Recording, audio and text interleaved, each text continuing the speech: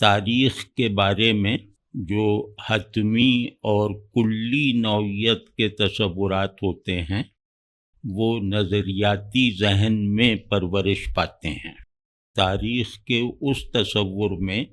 تاریخ کا ایکچول ردم جو ہے وہ اس کے آئیڈیل اوریجن سے پھوٹتا ہوا دیکھا جاتا ہے یا دکھایا جاتا ہے۔ تو اس بات کو اس طرح بھی کہہ سکتے ہیں کہ تاریخ جو ہے وہ ایک جدلیاتی بہاؤ ہے، آدمی اور دنیا کے تعلق میں معنی پیدا کرنے کے لیے، آدمی کو درست فیصلے تک پہنچانے کے لیے،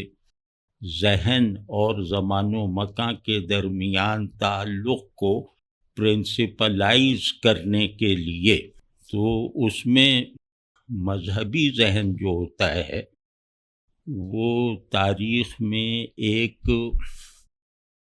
ایک جیسے ٹرانسینڈنس سی داخل کرتا ہے، بلکہ اس پر حاکم بناتا ہے۔ تو اس میں یہ ہونے لگتا ہے کہ تاریخ اپنی ایکچویلٹی میں بعض مرتبہ اپنے آئیڈیا سے مختلف یا متصادم ہو جاتی ہے، یعنی مذہبی ذہن کا تصور تاریخ جو قوت، کرامت، نصرت الہیہ وغیرہ کی بنیادوں پر بنا ہوا ایک یقینی آئیڈیل ہوتا ہے، وہ بعض مرتبہ تاریخ اسے قبول کرتی ہے، بعض مرتبہ تاریخ اس سے متصادم پوزیشن لے لیتی ہے۔ تو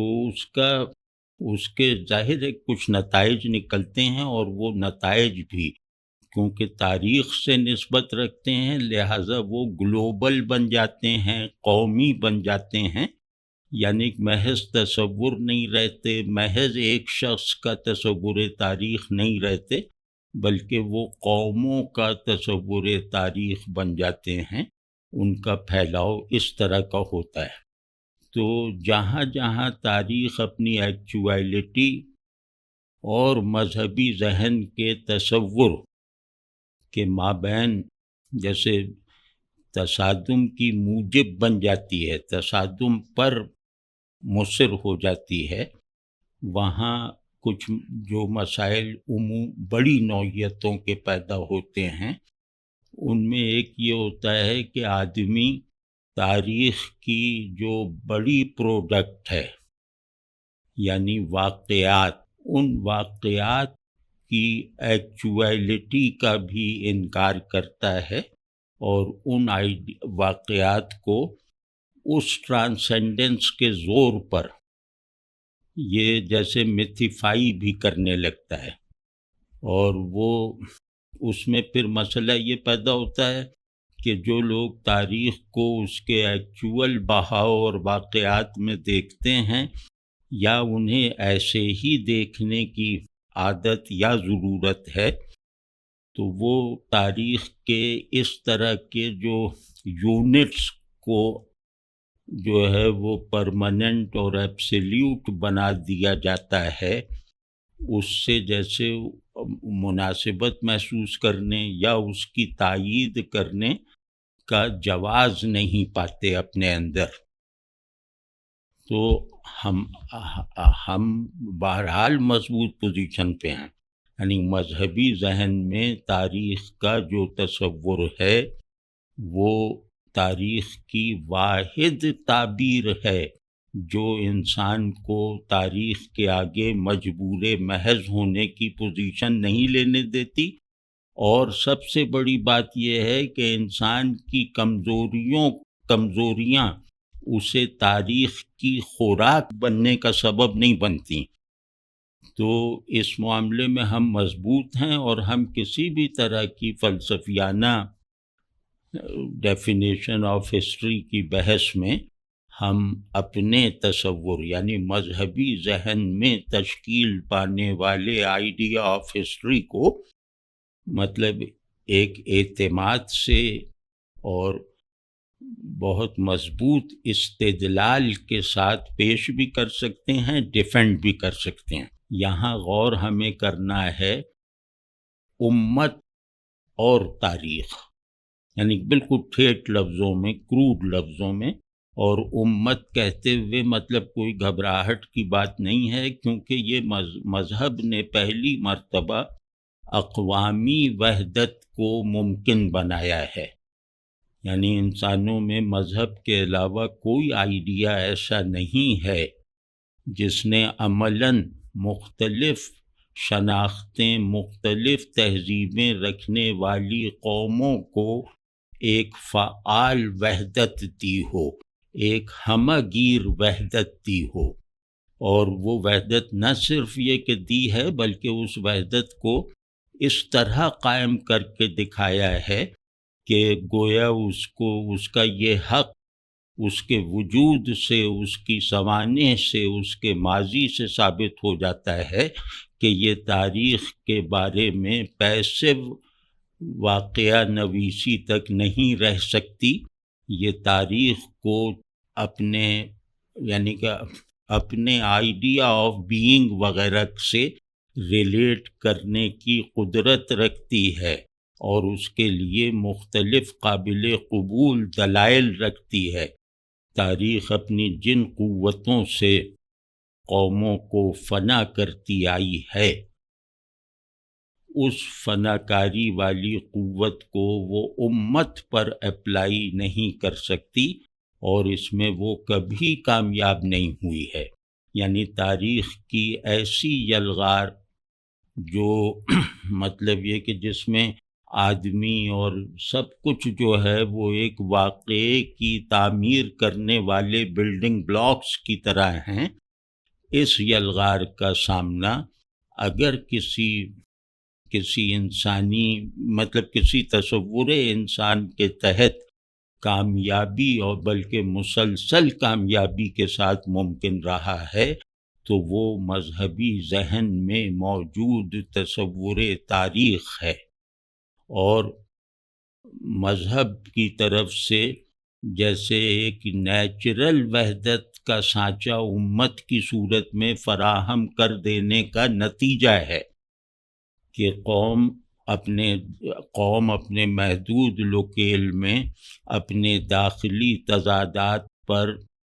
بہت دیر تک قابو نہیں رکھ سکتی،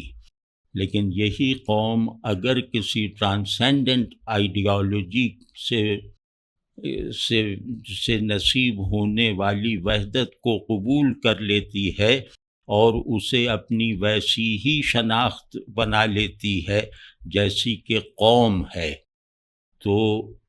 اس کے امت کی شناخت کا عمل پورا ہوتے ہی گویا ہر قوم اپنے امتیازات، اپنی نفسیات، اپنے کلچرل جو علامتیں وغیرہ ہیں ان کو برقرار رکھتے ہوئے بھی وہ بے آسرا نہیں رہنے دیتی۔ تو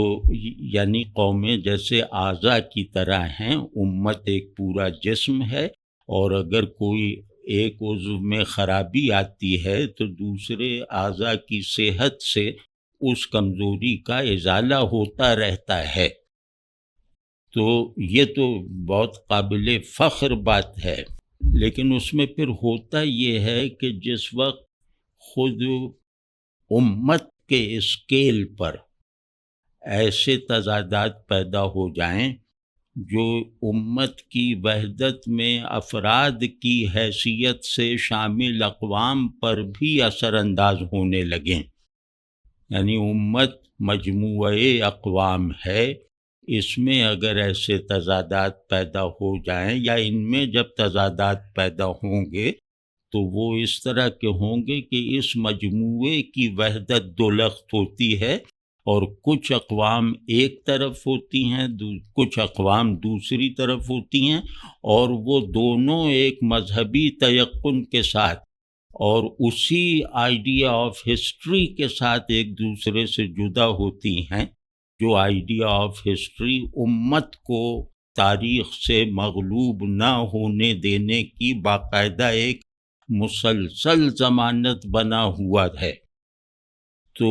یہ جب تضاد پیدا ہوتا ہے مجموعہ اقوام کی وحدت میں، تو اس میں پھر تاریخ کے ساتھ مذہبی شعور کے تعلق میں تحکم رہ جاتا ہے، تیقن نہیں باقی رہتا، کیونکہ تیقن اس وحدت کا جو ٹرانسینڈنٹ آئیڈیا ہے وہ فراہم کرتا ہے۔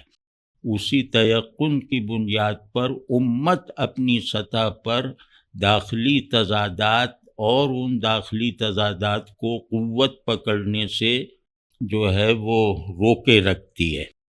لیکن اگر وہی سسٹم جو ہے وہ ہم اپنے اوپر ناکارہ کر لیں،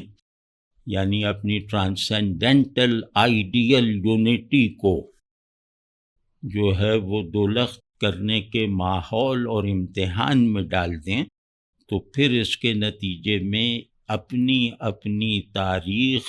اپنی اپنی تعبیر کا رویہ امت میں پیدا ہو جاتا ہے۔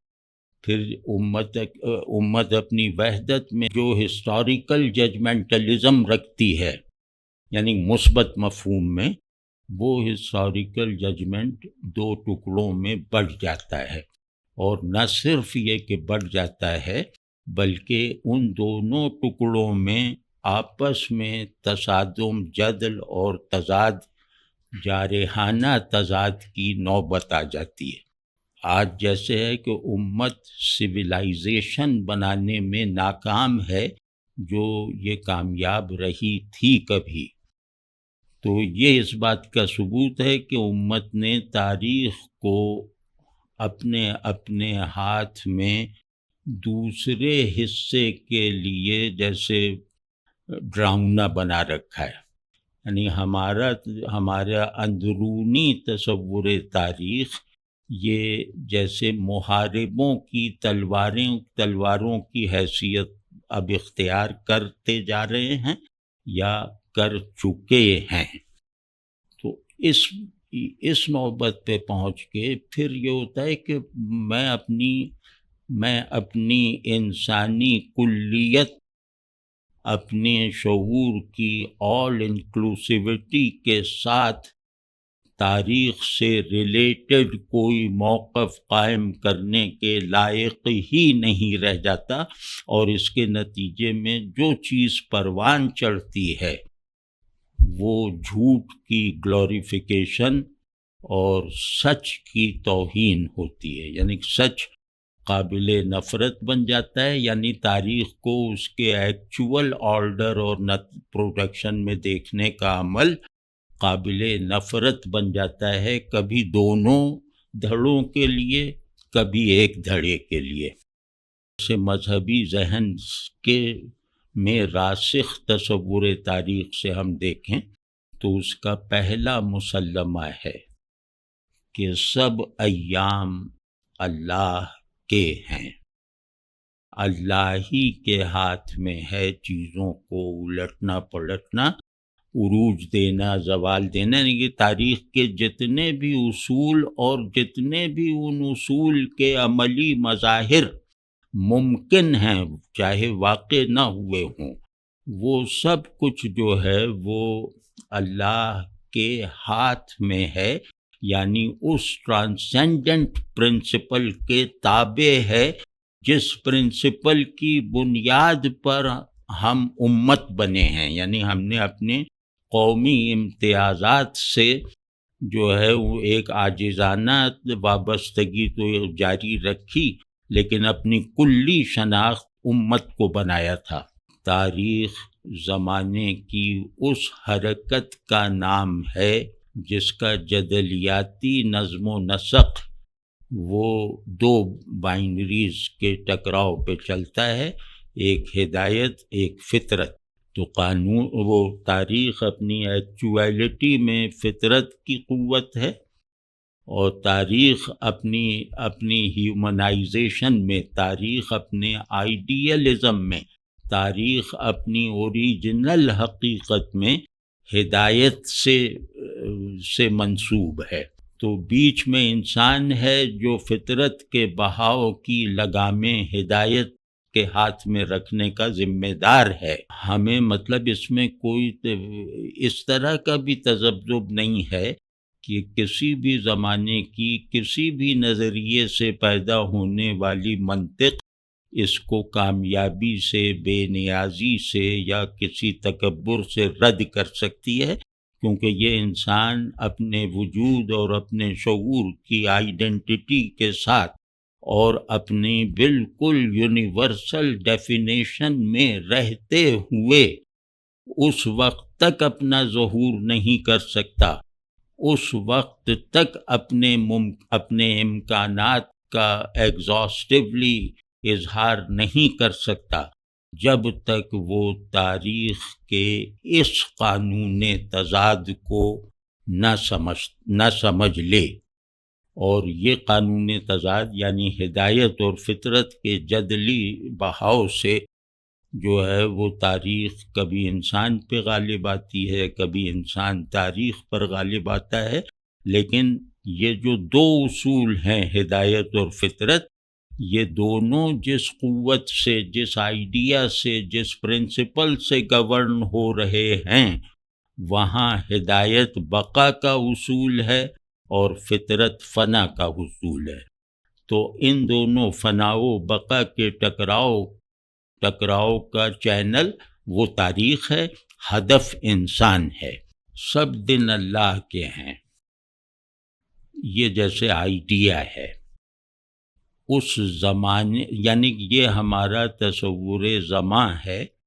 یا ہمارے تصور زماں کا پریکٹیکل ورژن یہ ہے۔ ہمارے تصور زماں کا پریکٹیکل ورژن تاریخ ہے، حرکت ہے، تبدیلی ہے، وغیرہ وغیرہ۔ تو ہر دن اللہ کا ہے، یہ مطلب کوئی سرسری سی بات نہیں ہے کہ اس کو جیسے حافظے میں محفوظ کر کے آگے بڑھ جائے اور پھر دنوں کی الٹ پلٹ کے تاریخی اصول کو اس آئیڈیا سے انکار کی حالت میں رہنے والے ذہن کی رہنمائی میں سمجھا جائے۔ لیکن اب ہوا یہ کہ ہم نے یعنی مسلمانوں نے اس بنیادی ترین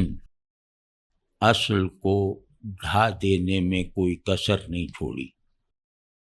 ہر دن اللہ کا ہے کہ زمانے کو اس کے تاریخی بہاؤ کے ساتھ جو ہے وہ اگر تم اپنی تعمیر میں صرف کرنا چاہتے ہو تو اس کی ایسی قدر کرو ہر واقعے کی، ہر لمحے کی، کہ یہ اللہ کا ہے، یہ اللہ کی طرف سے چلایا ہوا وہ اصول حرکت ہے جو ہدایت کی طرف پیش رفت کو یا ہدایت کے ساتھ اپنے مطلوب کی طرف آگے بڑھنے میں سہولت پیدا کرتا ہے۔ تو یہ تو بہترین تھا، لیکن اگر ہم اس طرح مطلب اس پہلو سے دیکھیں کہ فلاں دن، ظاہر ہے کہ ایک تاریخ ہے، تاریخ ایک روزنامچہ ہے، اس میں کسی دن کوئی بڑا واقعہ ہوتا ہے، کسی دن کوئی بہت بڑا وہ آدمی اٹھتا ہے، تو تاریخ بڑائیوں کو محفوظ رکھتی ہے، یعنی یادگار کے طور پر۔ تو بہت سے دن ہیں جو بہت بڑے بڑے آدمیوں سے مخصوص ہو گئے ہیں، بہت سے ایام ہیں جو بہت بڑے بڑے واقعات سے، یعنی جو اس ڈسکورس میں رہنے والا ہے اس کے لیے کسی بڑے واقعے سے مختص ہو گیا ہو۔ تو اس میں بھی یہ بھی بہت شاداب رکھتی ہے انسان اور زمانے کے تعلق کو میں کچھ دنوں کا کچھ انسانوں سے منسوب ہو جانا، یا انسانوں کے لیے اپنی تعمیر کو آسان بنائے رکھنے والے واقعات سے مخصوص ہو جانا، یہ قوت ہے، یہ کمزوری نہیں ہے، اور یہ بہت نیچرل ہے۔ تو اس کا مطلب یہ ہے کہ کم از کم اپنے اس پڑاؤ کو تاریخ نے اپنی فناکاری کے بہاؤ کا رخ اس کی طرف سے موڑ لیا ہے. مطلب وہ اب اس شخص سے، اس واقعے سے منسوب ہے. تو یہ مطلب تمام ہر تہذیب میں ایسے دن ہیں جو ان کے ہیروز سے مخصوص، اور بالکل جیسے ان کے نام پہ کاپی رائٹ ہے اس دن کا. تو یہ بہت اچھی بات ہے. اس سے ایک انسانی اجتماعیت کو اپنے آپ کو قائم رکھنے میں مدد ملتی ہے، اور امید اس کی ہمیشہ یاس پر غالب رہتی ہے، اور اس کی قومی زندگی ریچارج ہوتی رہتی ہے. لیکن ہمارے یہاں جیسے بہت آج کا دن 10ویں محرم، یہ ہماری تقویم کے بڑے دنوں میں سے ہے، اور یہ واقعہ کربلا سے اور امام حسین سے مخصوص ہے، اور ہم اپنی پوری طاقت سے چاہیں گے کہ یہ ان سے مخصوص رہے. یعنی پوری امت کے درجے میں یہ قبولیت ہے کہ 10ویں محرم امام حسین سے مخصوص ہے، یا 12ویں یا 9ویں ربیع الاول رسول اللہ صلی اللہ علیہ وسلم سے مخصوص ہے، فلاں دن بی بی عائشہ سے مخصوص ہے، فلاں دن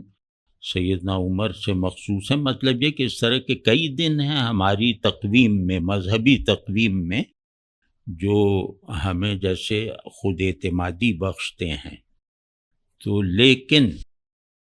یہ اصول اپنی پوری ٹرانسینڈنس اور پوری ایبسلیوٹنس اور پوری پرماننس کے ساتھ اس پر لاگو رہتا ہے. یعنی ہم پوری بندگی کے ساتھ ان دنوں کو اللہ کا خاص دن بنانے کا رویہ رکھتے ہیں. یعنی یہ جیسے 10ویں محرم ہے تو امام حسین اتنے بڑے اللہ کے بندے تھے، وہ امت کے، یعنی امت کون؟ اللہ کی طرف رخ کر کے چلنے والی اقوام کا ایک قافلہ، جس کا سالار ایک ہی ہے، رسول اللہ صلی اللہ علیہ وسلم، جس کی منزل ایک ہی ہے یعنی اللہ، جس کا نصاب ایک ہی ہے یعنی کتاب اللہ، یعنی جس کا روڈ میپ ایک ہی ہے. تو اب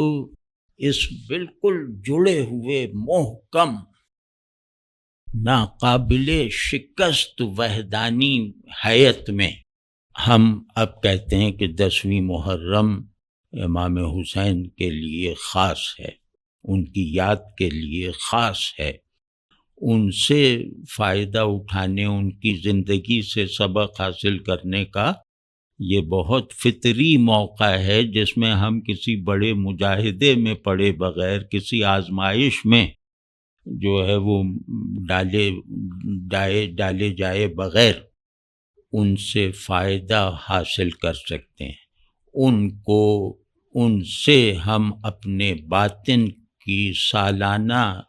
جو ہے وہ ریپیئرنگ اور مینٹیننس کر سکتے ہیں. یہ سب اس لیے ہے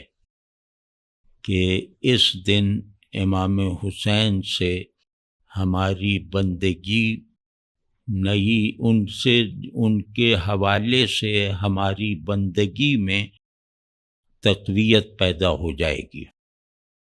ان کی محبت جو فطری ہے اور اس دن بڑھ بھی جاتی ہے، تو ان کی محبت اللہ کو محبوب بنانے میں سہولت پیدا کرتی ہے. لیکن اگر یہ نہیں ہے، اگر امام حسین کی تمام شانیں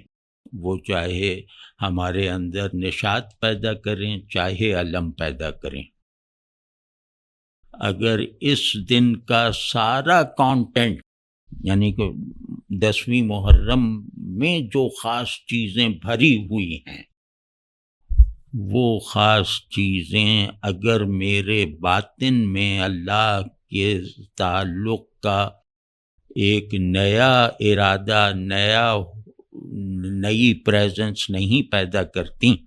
اور صرف واقعہ کربلا اور اس کی سیاسی تعبیر یا اس سے فرقہ وارانہ فائدے حاصل کرنے کی تگ و دو یا تاریخ کو میتھیفائی کرنے کا مقابلہ، یہ سب اگر بن کے رہ جاتی ہیں تو اس میں امام حسین کی ناقدری تو ظاہر ہے، لیکن اس میں امام حسین کو ذریعہ بنانے کا جرم بھی ہم پر ثابت ہے کہ ہم نے اللہ کے محبوب کو اللہ کی محبت میں رکاوٹ بنا لیا، یعنی ہم نے کسی کو ایسا محبوب بنا لیا کہ اس کے بعد اللہ سے محبت کی ضرورت محسوس نہیں ہوتی، ان کو ان کی یاد آتے ہی اللہ کی یاد میں نہ بدلے تو ہم وہ اصلی حسین کو نہیں مانتے۔ وہ حسین بھی جیسے ہماری ایک شطرنج کی بساط ہے، اس میں جو مہرے چاہے لڑاتے رہتے ہیں، ان مہروں میں سفید کو کہتے ہیں یہ ہمارا ہے، کالے کو کہتے ہیں یہ دشمن کا ہے، اور اس کے ساتھ اپنے جذبات وابستہ کر لیتے ہیں، اس سے ایک میسمرائزڈ ذہن تیار کر لیتے ہیں جو تاریخ کے واقعے کی سطح پر تاریخ کے مخالف بہاؤ میں کھڑا رہنے کی ضد کرتا ہے۔ تو یہ نہیں، اب یہ بہت ہو چکا ہے، اب بھی مطلب وقت ہے کہ ہمیں جس تحقیر کا سامنا ہے، ہمیں جس بدترین باطنی اندھیروں کی یلغار کا سامنا ہے، ان میں سبب یہ ہے اس طرح کے رویے ہیں شخصیت پرستی کے۔ تو اگر ہم اللہ کے دوستوں کو اللہ سے دوستی نہ کرنے کا بہانہ بناتے رہیں گے تو یہ اندھیرے اور زیادہ بڑھیں گے اور ہم پر غالب آئیں گے، اور ہمیں مطلب یہ کہ اللہ کا اور مغضوب بنائیں گے۔ تو یہ مطلب بہت فکر کی بات ہے، اور اس میں مطلب فرقے وارانہ تعصبات سے اپنی اپنی تاریخیں گھڑ لینا، اپنی اپنی شخصیتیں، اور پھر ان شخصیتوں کے بالکل جیسے دیومالائی سے اوصاف پر اصرار کرنا، یہ مطلب شخصیت کی بھی ناقدری ہے، اور اللہ سے غافل رہنے پر آمادگی بھی ہے کہ امام حسین کا بہت شکریہ کہ اللہ کی ضرورت نہ رہنے دی، بہت شکریہ کہ نماز وغیرہ کی کوئی نہیں، وہ بخشوائیں گے، قبر میں جاتے ہی بس بخشے جائیں گے کہ علی کو ماننے والے ہیں اور اس کے ماننے والے ہیں، ابو بکر کے ماننے والے ہیں، رسول صلی اللہ علیہ وسلم کے زبانی کلامی ماننے والے ہیں۔ تو یہ میری رائے میں یہ ہے اللہ سے بے وفائی کا صدیوں کو محیط وہ تسلسل جو آج ہماری اس حالت پر جیسے اپنے آخری مظاہر پیدا کر رہا ہے۔ تو اس سے نکلے بغیر جو بھی اللہ کے دوستوں سے مخصوص دن گویا اللہ سے دوستی کی دعوت کے دن ہیں، اللہ کے محبوبوں سے منسوب ایام گویا اللہ کا عاشق بننے کے راستے کو سہل بنانے والے جو ہیں وہ جنکشنز ہیں، لیکن ہر چیز اگر وہ اللہ سے شروع اور اللہ پر ختم نہیں ہوتی، یعنی مذہبی شخصیات کے ساتھ تعلق میں خصوصاً اگر نبیوں سے سب سے مطلب تمام یقینی مقربین سے، اللہ کے یقینی دوستوں سے جن پر ہمارا عقیدہ ہے،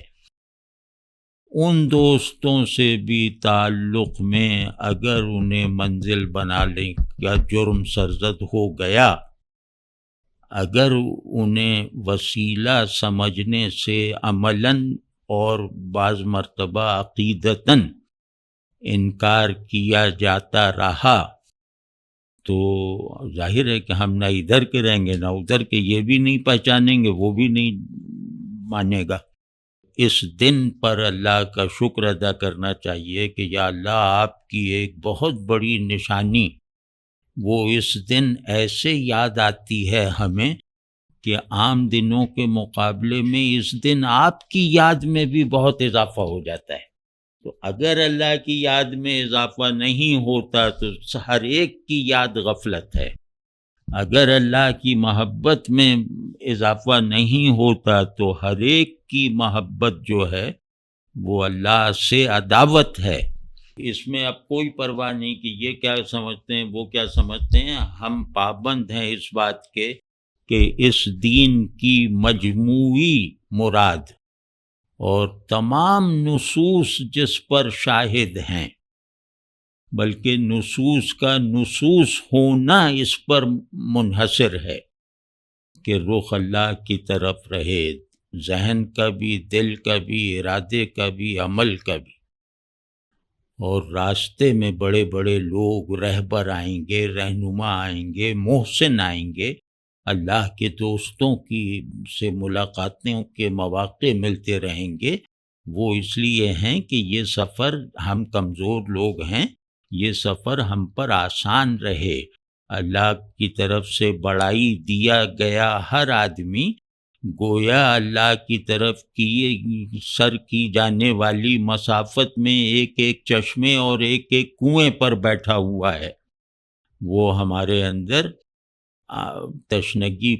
جو دنیا کی وہ تشنگی جو تعلق کی سیرابی کو بھلا دیتی ہے، اسے دور کر دیتا ہے، اور تعلق کی جو پیاس ہے اسے بڑھاتا رہتا ہے، اور ہر کنویں پر ایرو بنا ہوا ہے کہ آگے جاؤ۔ تو جس کنویں پر بھی یہ ایرو آپ نے اکھاڑ دیا ہے تو وہ آپ کا مدفن ہے، وہ آپ کے لیے پیاس بجھانا تو دور کی بات ہے،